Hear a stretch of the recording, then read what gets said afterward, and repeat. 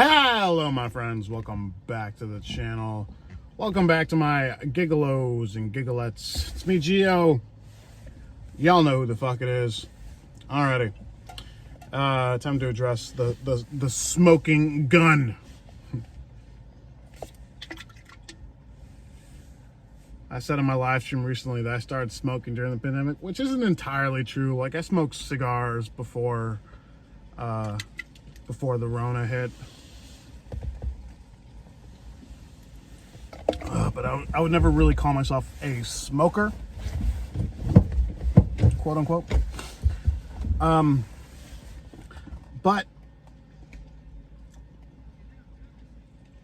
yeah, I think I already mentioned this before, so I'm just gonna make this quick, unmonetized video about it, which I'm sure is gonna get a fuck ton of dislikes because everyone's offended by everything these days, and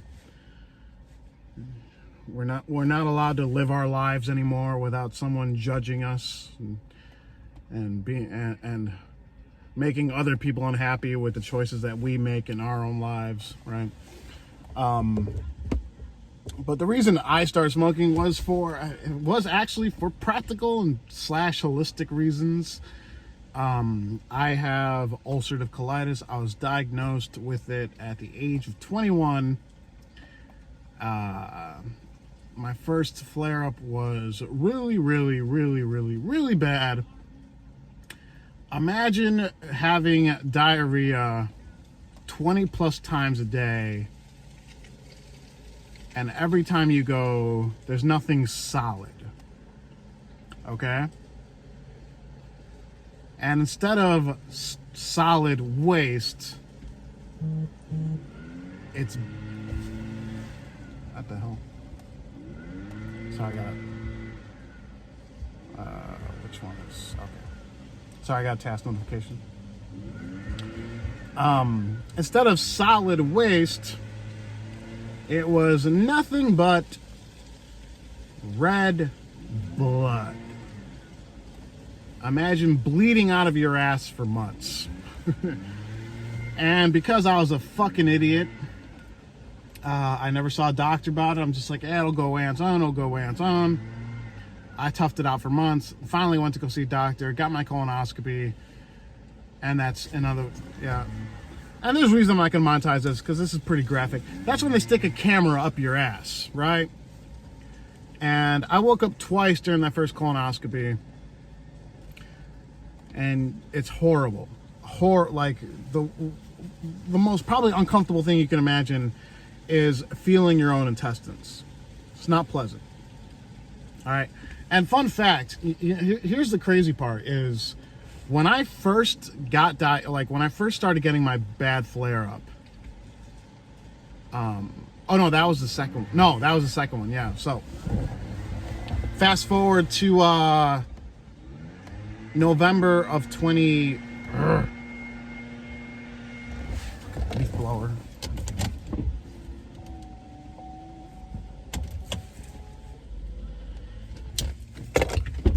All right, fast forward to, I think that was November of 2010, because I was 25, I think I was 24, 25 that year. I committed myself to, like, I wanted to get, like, bigger. I wanted to, like, be bigger and more ripped. I wanted to be like 235 of solid muscle, right? And when I started to get my flare up, I was like I was probably about 225, and I was solid. Like, chest was big, arms were big. I actually had like a little bit of abs coming in, right? And then I got my flare up, and this one only lasted like 2.5, 3 weeks compared to the first one. And I remember when I went to the hospital, you know, the day of to get my second colonoscopy, I was 210 pounds. So I remember I lost like 18 pounds in 3 weeks, and I got a gut. Like, I fucking got so out of shape and flabby in those 3 weeks. It was crazy. Anyway, so I have ulcerative colitis. I've had 3 major flare-ups. The last one I had was when I was 28, I think, 27 or 28. And that one was probably the most mild flare-up I've ever had, and that was the last time I got a colonoscopy. The problem is, when I was 31 and I started doing gig work, I had to go get private insurance on the marketplace. And thankfully, I haven't had a flare-up since. I've had like little mini ones. Like I had one last year around July that lasted and that one I'm pretty sure was because when I had to go get my tooth pulled, I accidentally swallowed some of the chemicals or whatever. But that one, I just, that's the cool thing with me is I have mild colitis. So as long as I monitor my diet, as long as I don't eat spicy food, as long as I don't chew gum, then my symptoms will more or less stay away. So yeah. So I'm on the private health insurance. Unfortunately, every plan I've had on the marketplace, my prescription medication that I've needed, that's required for my condition, none of them would insure that medication, which is fucking bullshit, absolute bullshit. So when the pandemic started, I'm like, okay, if I get a flare up, realistically, I'm like, how am I gonna? I'm not gonna be able to work. One, and I'm gonna have to pay so much money for these fucking treatments and out of pocket for medication and all this shit like that because the medication wasn't insured. And I'm like, how am I gonna do this, right? So then I thought back to a conversation I had with my doctor forever ago, where he was giving me a little checkup, and then he was like, "Oh, you have colitis, right?" And I said, "Yeah." He's like, "Oh, well, my first field of medicine was actually gastroenterology." And he's like, "Are you a smoker?" And I said, "No." He's like, "Well, here's funny fact. Smoking reduces inflammation in colitis patients." I'm like, "Really?" He's like, "Oh yeah, Google it. It's a fact. It's the weirdest thing." He's like, people that suffer from IBS and colitis, smoking reduces inflammation. And I'm like, "Oh, okay." And that was before I was smoking. He's like, "But in Crohn's disease, smoking makes it worse, which is a different type of inflammatory bowel syndrome."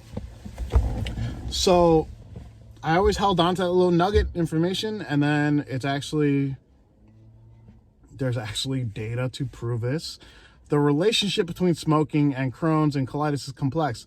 Many studies have shown that people who smoke are more likely to develop Crohn's disease, and research suggests that smoking increases the severity of the disease. In contrast, smoking appears to decrease the severity of ulcerative colitis, although it still carries many other health risks, which is, I'm not going to fucking say smoking is healthy. I'm not going to say that. But it is a medical fact that smoking has benefits for colitis patients, or people who suffer from ulcerative colitis.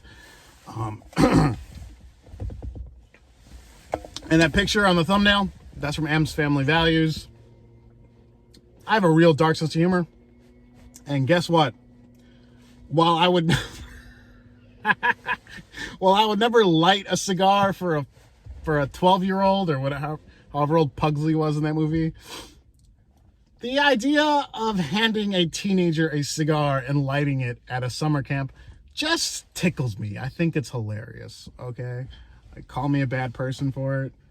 That shit's funny. And those of you who don't know about film, obviously, you can imply stuff in film. For example, a lot of movies, you're not supposed to show violence towards children, right? So if there's a scene where a kid's running around and the kid gets shot, they'll never show the child getting shot. They'll just imply it. They'll show the gunshot, and then the next scene will show a child on the floor after, but they'll never show it. It's the same thing.